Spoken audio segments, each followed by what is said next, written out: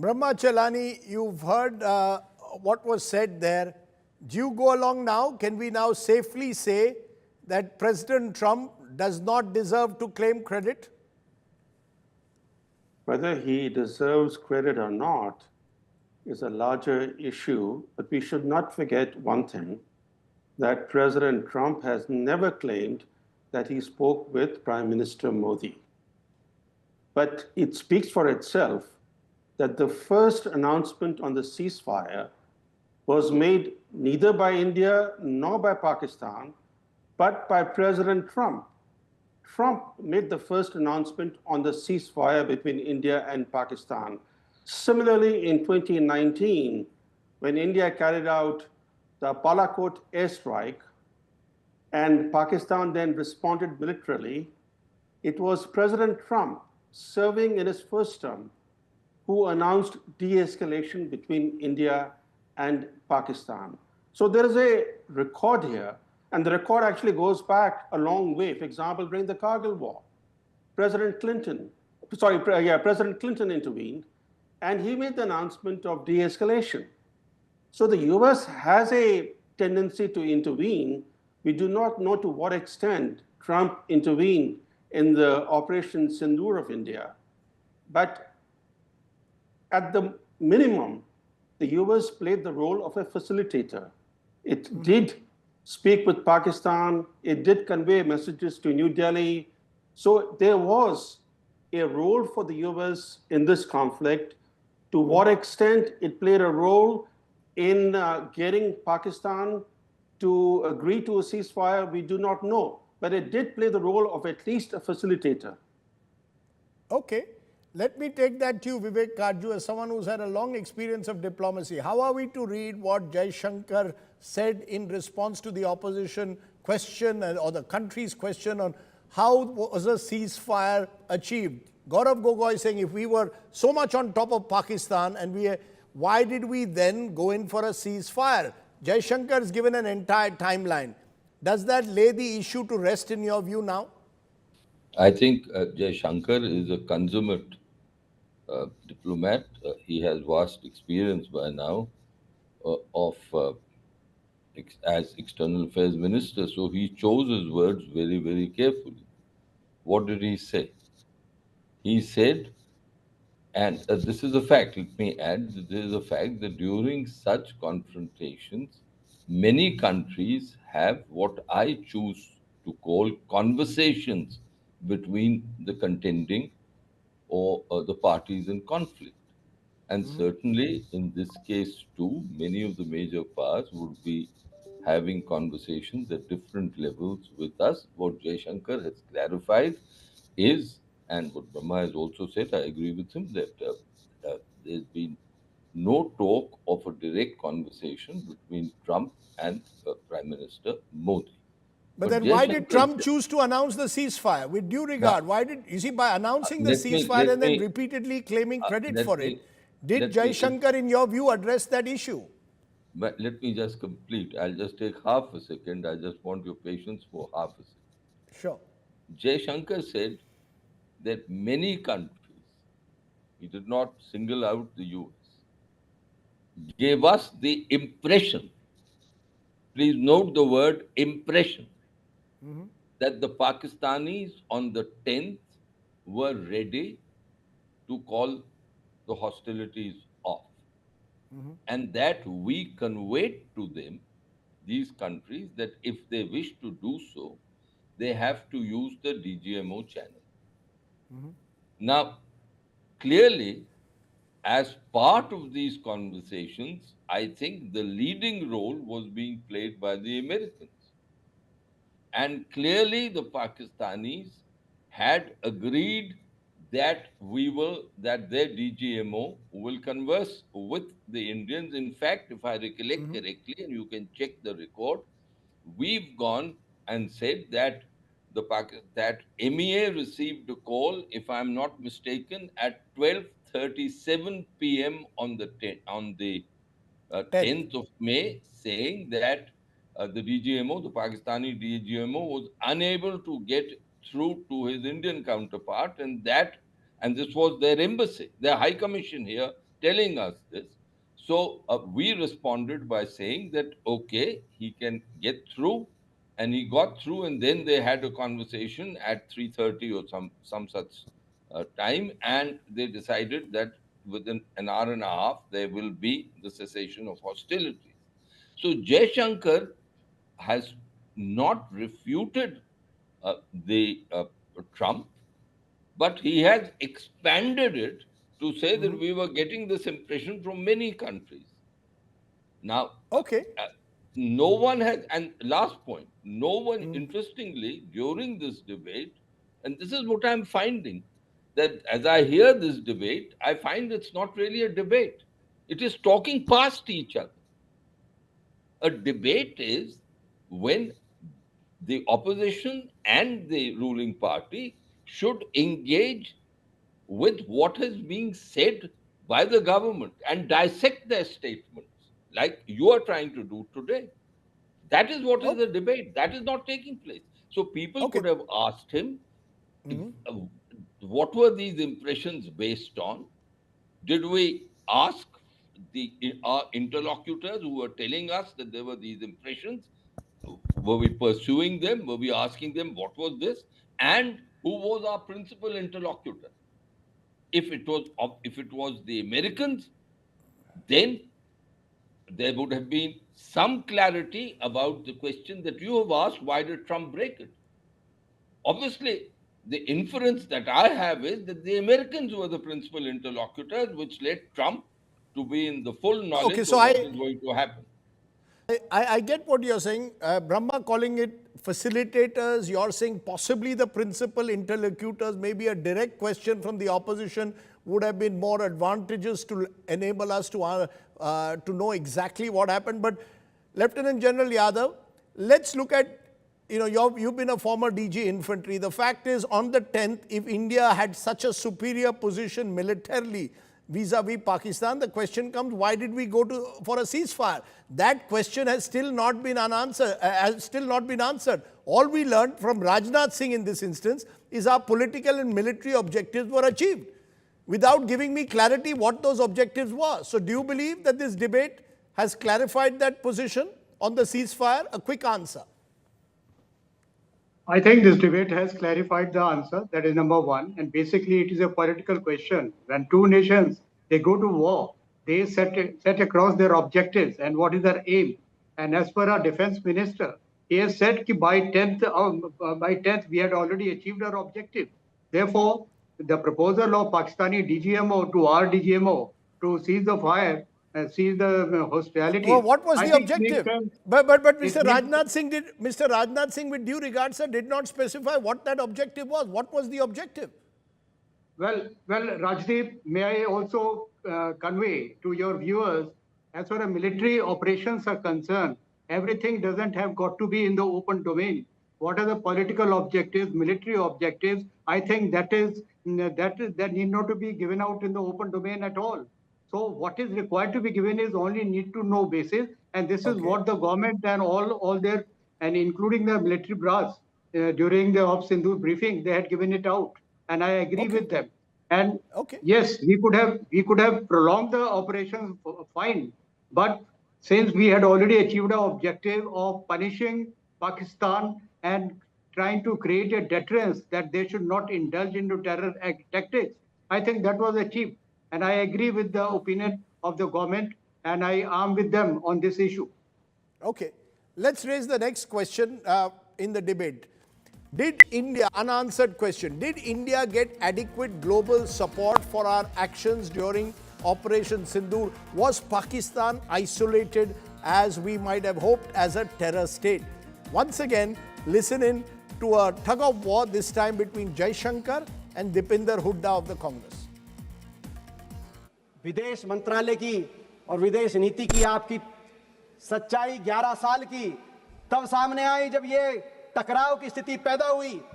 कितने देश आपके साथ आके खड़े हुए? एक देश का नाम बताओ जिसने आतंकी हमले की निंदा भी करी, और दूसरी तरफ पाकिस्तान के साथ देने वालों की देशों में चीन, टर्की, अजरबैजान, मलेशिया जैसे देशों की और आपके साथ एक ने भी बयान नहीं दिया। IMF ने $1 बिलियन का लोन सैंक्शन किया, जिसका विरोध भी आपने किया, लेकिन आपके विरोध को IMF ने नहीं सुना।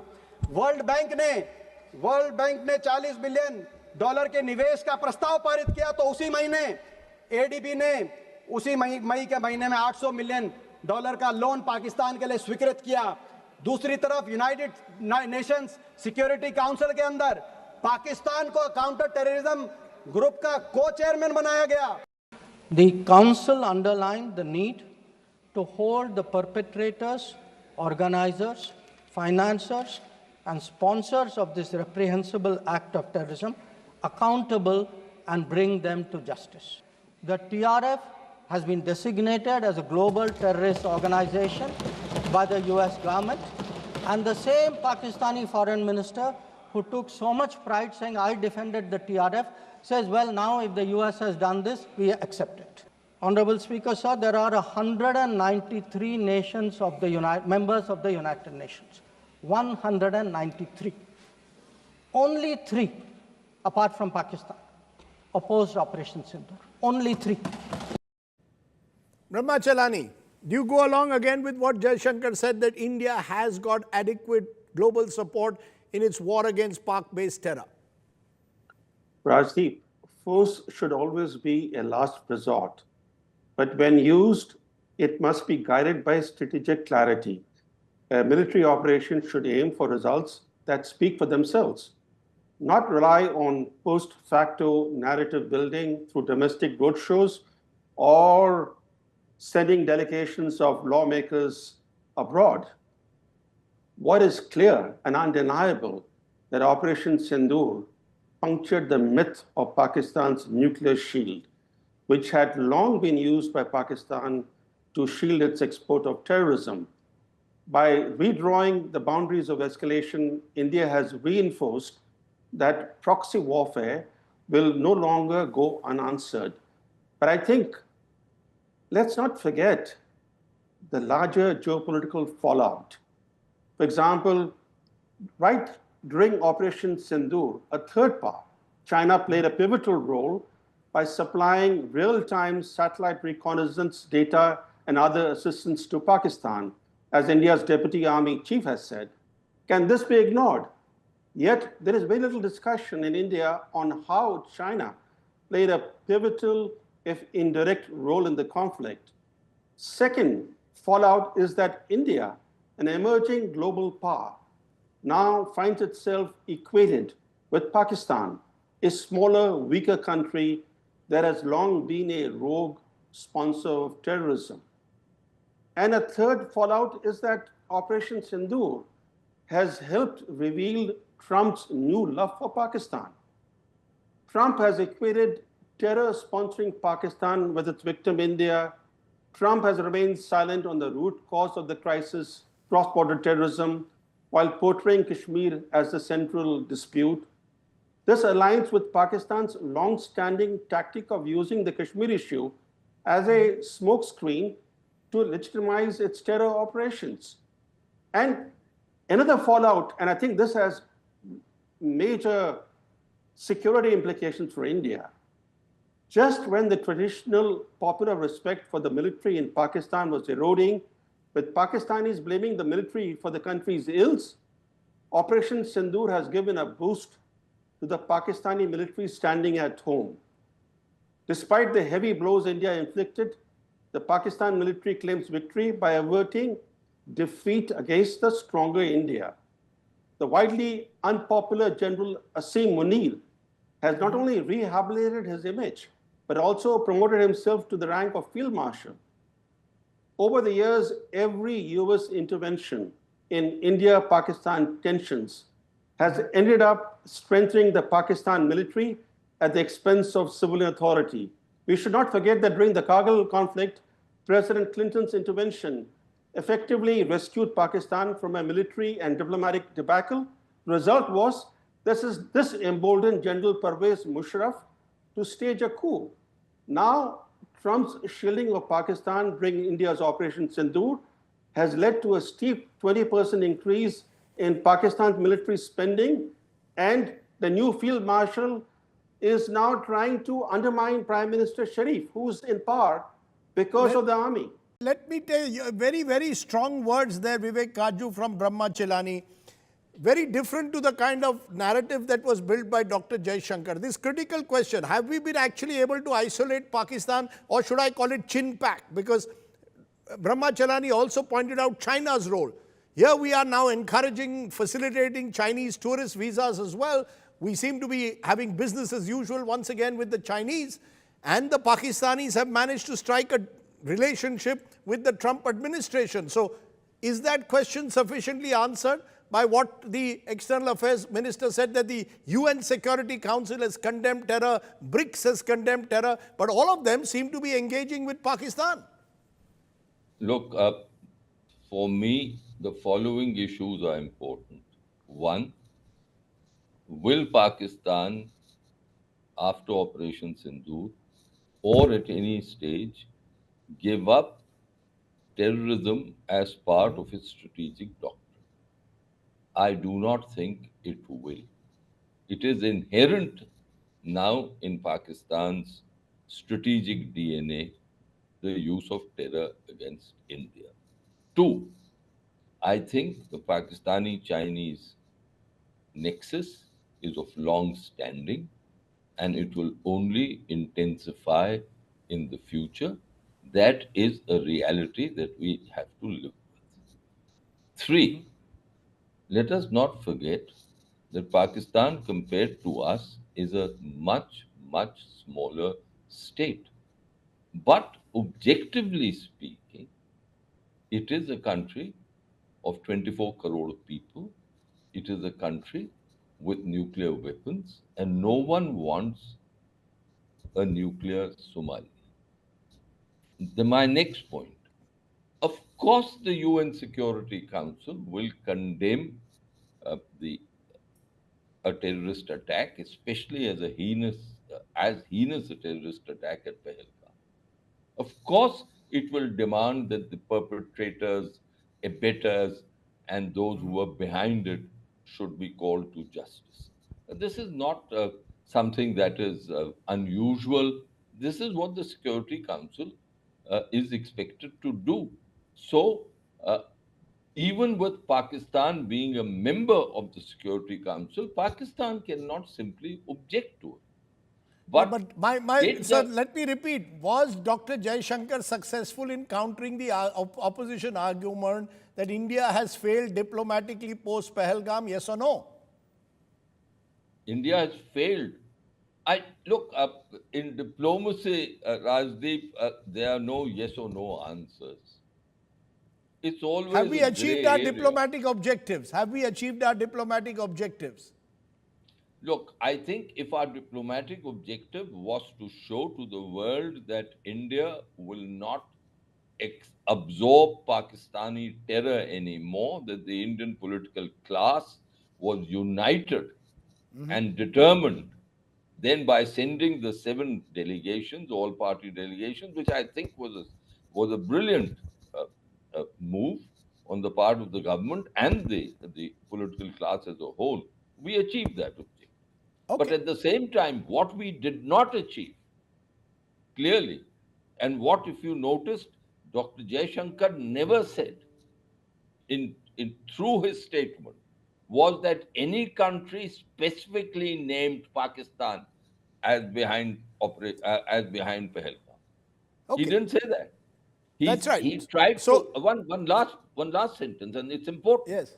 He tried to bypass this by saying that the term, or by implying that the term cross-border terrorism implies Pakistan. Now, yes, Point taken, Mr. Kaju, point taken. I just want to move on to other bits, but I think your point is well taken. That it's almost what Dr. Jaishankar didn't say, which is almost at times as important as what he did. My third question, and I'll get you General Yadav on this. How many jets did India lose was a question the opposition has asked at various times during the debate already. Is the government coming clean? Listen in now to Rajnath Singh and Gaurav Gogoi. कभी कभी हमारे प्रतिपक्ष के लोग ये पूछते रहे हैं कि हमारे कितने विमान गिरे। उन्होंने एक बार भी हमसे यह नहीं पूछा कि हमारी सेनाओं ने दुश्मन के कितने विमान मार गिराए। 1962 में अध्यक्ष महोदय चीन के साथ हुए युद्ध में जब दुखद परिणाम आया तो हमने उस समय की सरकार से यह पूछे थे, लेकिन वह प्रश्न यह था कि हमारे देश की धरती पर दूसरे देश का कब्जा कैसे हुआ। 71 के युद्ध में, 71 के युद्ध में जब हमने पाकिस्तान को सबक सिखाया, मैं उस समय की सरकार को मैं बधाई देना चाहता हूं। हमने अपने राजनीतिक और सैन्य नेतृत्व की प्रशंसा की। हमने ये नहीं देखा कि किस दल की सरकार है, किस विचारधारा की सरकार है। क्या ये जरूरी नहीं कि जेट गिरे, पर क्यों गिरे, क्या गलतियां हुई, वो महत्वपूर्ण है। संख्या महत्वपूर्ण नहीं सर। 35 ही राफेल है देश में, 35 ही राफेल है। अगर उनमें से कुछ गिरे भी तो देखिए सर, मुझे तो लगता है कि बहुत बड़ी क्षति हुई। General Yadav, contentious, sensitive issue raised by the opposition. Gaurav Gogoi even quoting what General Anil Chauhan said on the issue of alleged jets being lost. Should the government have come clean? Do you believe they came clean on the issue? Rajnath Singh claimed, forget about how many we lost, think about how many the enemy lost. Rajdeep, I'm not privy to what has happened and what is the tally of what we had destroyed or what they destroyed. So I won't be able to comment on that. That is number one. But the fact remains, when two nations go to war with a kind of weaponry that has been used beyond visual range missiles and missiles or precision guided weapons, so there's bound to be some damage. What is that level of damage is difficult to say. And all this statistics is better known to officers who are in command as of now, and not retired people like me. Should they be out in the public domain? General Yadav, Pardon? should those details be out in the public domain? No. It should not be. It should not be. There's no way. Nothing of this kind of military statistics should be out in the open domain at all. It is not Brahmacharani, do you agree with what General Yadav says? He says, even if jets were down, it is not, the government does not have any obligation to reveal it, not even in Parliament. Rajdeep, it was India's Chief of Defense Staff who, in an interview with Reuters in Singapore, blundered by talking about the loss of some Indian warplanes on the first day of Operation Sindoor. He said the loss of some Indian warplanes resulted from, quote unquote, a tactical mistake, which the Indian Armed Forces corrected within 2 days. What was the tactical mistake? Was it that the political leadership turned a blind eye to the first principle of air warfare? The first principle of air warfare is that you take out the enemy's air defenses first before seeking to strike the real targets. Now, in line with that principle, Israel, in its opening salvos, took out Iran's air defenses, paving the way for deep penetration strikes while crippling Iran's ability to respond. In other words, by first neutralizing Iran's air defenses and thereby gaining control over the skies, Israel prevented Iran from escalating the conflict to a full-fledged war. In India's case, did the political leadership initially direct the armed forces to strike only terrorist camps inside a waiting Pakistan, an approach that led to the avoidable loss of some Indian warplanes?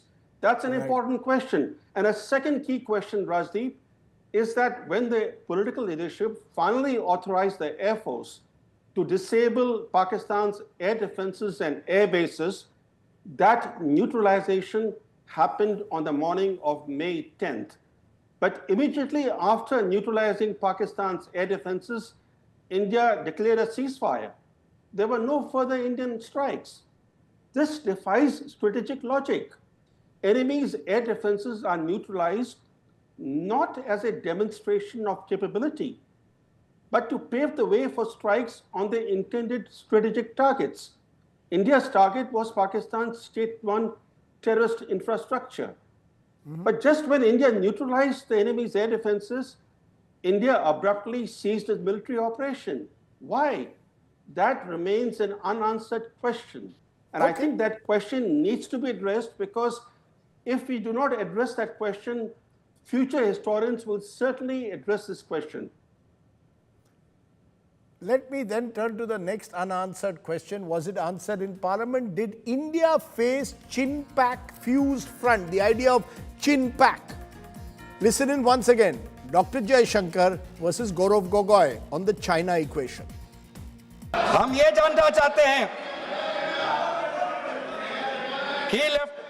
कि lieutenant general Rahul R Singh ने सदन के अंदर नहीं, सांसदों को नहीं, राजनीतिक दलों के फ्लोर लीडर्स को नहीं, फिक्की में जाके कहा कि पाकिस्तान तो सिर्फ फ्रंट पे था और पाकिस्तान के पीछे चाइना उनके पूरी तरीके से समर्थन कर रहा है।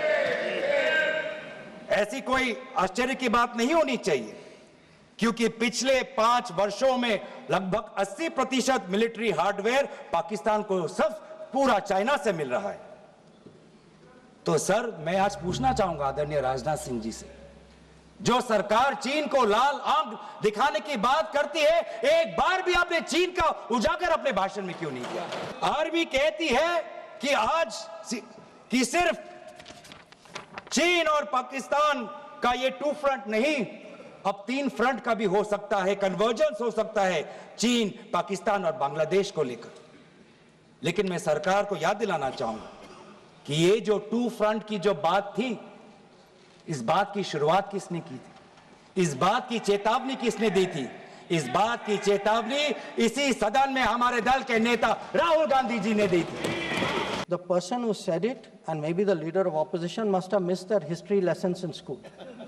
I'll tell you why. Because I would like to walk you through the history of this 2 front. The 2 front started because of something called POK. POK was created in 1948-49 by the government of this country by not completing the job of what was to be done. The Doklam crisis was on. The leader of opposition decided to get a briefing from whom? Not from the government, not from the emir, from the Chinese ambassador. Now, some mention was made about visits, including my visit. Yes, I went to China. I went to China to make our position very clear about de-escalation, about trade restrictions, and about terrorism. I did not go to China for the Olympics. I did not go to China for secret agreements. Vivek Karju, has the chin-pack question been answered by the External Affairs Minister in your view? I think the chin-pack question is a strategic question. Mr. Jaishankar's response was purely political. It was not strategic. He delved into history in a selective manner. Everyone delves into history in a selective manner. So Dr. Jaishankar's delving it in a selective manner is par for the course. I mean, after all, an opposition leader can ask. No one is asked about the government's response to the Pathankot air base attack. No one asked. Perhaps it was not appropriate to do so. But Jaishankar has also become a politician. He was once my colleague, but now he is a politician. So he answers strategic questions politically. But Rajdeep, I want a moment to respond to what was your earlier question. I think you asked my other 2 co-panelists, but I have one small point on that. I think the general is absolutely right. There are certain strategic and military secrets which can never be revealed. As a former diplomat, I believe in that entirely. But I also am conscious that what transpired or what is believed to have transpired, I think that's a more accurate formulation. What is believed to have transpired on the night of the 6th and 7th set a certain global narrative. And that narrative has harmed us. Because ultimately, we were able to find pathways through Pakistani's aerial defenses to strike on the morning of the 10th at the 9 air bases. I would beg to differ with Brahma on one issue. I think those demonstration attacks were very, very significant. We could have taken them further by having a strike, a major strike at a facility. But we can't overlook the fact, and the world does not overlook the fact, that India and Pakistan are nuclear weapon states. And whenever there are hostilities, armed hostilities between nuclear weapon states, and there is an escalatory process that sets in, it's a different matter that I believe the first step on an escalatory ladder is a Pakistani terrorist attack. But once hostilities begin, that recedes into the background, and once the escalation begins, then everyone is very scared, and the major powers want it to be over, hostilities to be over. So I'm a little worried about the narrative business and the night of the 6th and 7th, because all my foreign interlocutors, some of them very senior people, have asked me just this question. And when I've answered it by saying that, look, see what happened on the 10th, they've smiled at me. Okay. Okay. In a way, what you're saying, therefore, from what we've gathered over the last half an hour of discussing this, there are still several unanswered questions in a way. Today was only day one of this parliament debate, 16 hours in both houses. So there's ample time to ask those direct questions that perhaps the opposition needs to ask and the government needs to answer, possibly without couching it in a manner that prevents the nation from knowing certain key questions. For example, what were the intelligence lapses that perhaps led to Pahalgam? An issue raised by the opposition, not answered in a way by the government, or certainly not yet. The government has focused on its attacks on terror infrastructure. The opposition has focused much more on the lead up to Pahalgam and the ceasefire announcement by Donald Trump. To all my guests, I appreciate you joining us. We'll try and bring you back perhaps once the debate has finally concluded. But for now, Brahma Chelani, Vivek Kaju, General Yadav, thank you so much for joining me here on the news today.